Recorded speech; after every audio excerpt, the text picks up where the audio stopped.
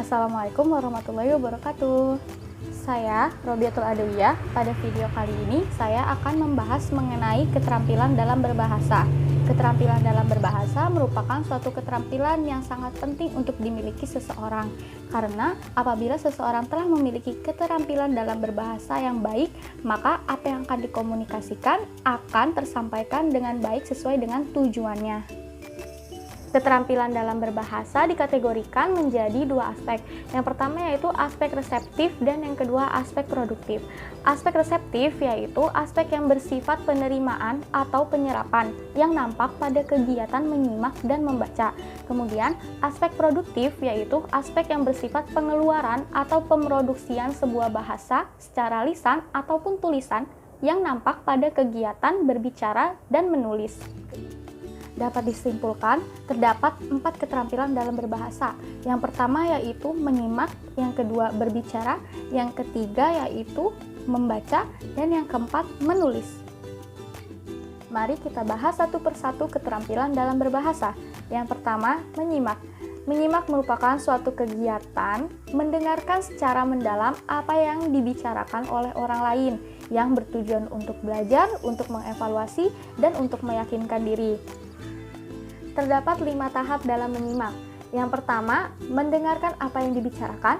Yang kedua, memahami apa yang dibicarakan. Yang ketiga, menginterpretasi atau mentafsirkan apa yang dibicarakan. Yang keempat, mengevaluasi. Dan yang kelima, menanggapi. Terdapat beberapa kendala dalam kegiatan menyimak. Di antaranya yaitu, yang pertama, keegosentrisan. Yang kedua, enggan untuk terlibat. Yang ketiga, takut untuk ditanya. Dan yang keempat, sudah memahami apa yang sedang dibicarakan. Untuk mengatasi kendala yang terjadi pada saat kegiatan menyimak, seorang guru dapat meningkatkan daya simak anak dengan cara yang pertama, pada saat bercerita, seorang guru dapat membuat suara-suara yang berbeda agar si anak menjadi tertarik untuk mendengarkan. Yang kedua, seorang guru dapat memperagakan salah satu dialog agar anak menjadi tertarik untuk menyimak dan mendengarkannya. Dan yang ketiga yaitu seorang guru dapat bertanya pada saat bercerita agar si anak menjadi tertarik dan menyimaknya dengan baik.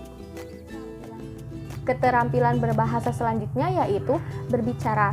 Berbicara merupakan suatu kegiatan penyampaian informasi yang dilakukan secara lisan melalui penyampaian berupa kata-kata atau kalimat yang bertujuan untuk menghibur, untuk menginformasikan, untuk meyakinkan, dan untuk menggerakkan seseorang.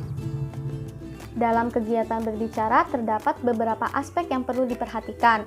Di antaranya yaitu pelafalannya yang harus jelas pada saat berbicara, pemilihan kata yang tepat pada saat berbicara, isi pembicaraan, kemudian intonasi, gerak tubuh, serta sikap pada saat berbicara yang harus diperhatikan. Lalu suara yang jelas kemudian lancar juga harus diperhatikan pada saat berbicara. Keterampilan dalam berbahasa yang ketiga yaitu membaca. Membaca merupakan suatu kegiatan mencari informasi dari sebuah bacaan atau tulisan yang bertujuan untuk menambah wawasan, untuk menikmati suatu karya tulis atau karya sastra, dan untuk mengisi waktu luang.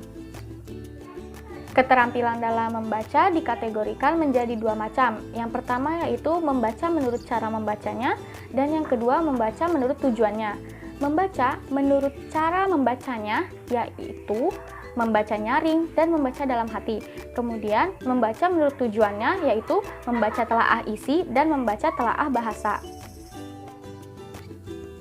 Keterampilan berbahasa yang terakhir yaitu menulis. Menulis merupakan suatu kegiatan penyampaian informasi dalam bentuk bahasa tulis yang bertujuan untuk memberitahu atau menginformasikan akan sesuatu, kemudian meyakinkan akan suatu hal, untuk menghibur, dan untuk mengekspresikan perasaan seseorang dalam bentuk bahasa tulis. Terdapat 3 langkah dalam kegiatan menulis. Yang pertama yaitu perencanaan, yang kedua penyusunan konsep, dan yang ketiga yaitu perbaikan.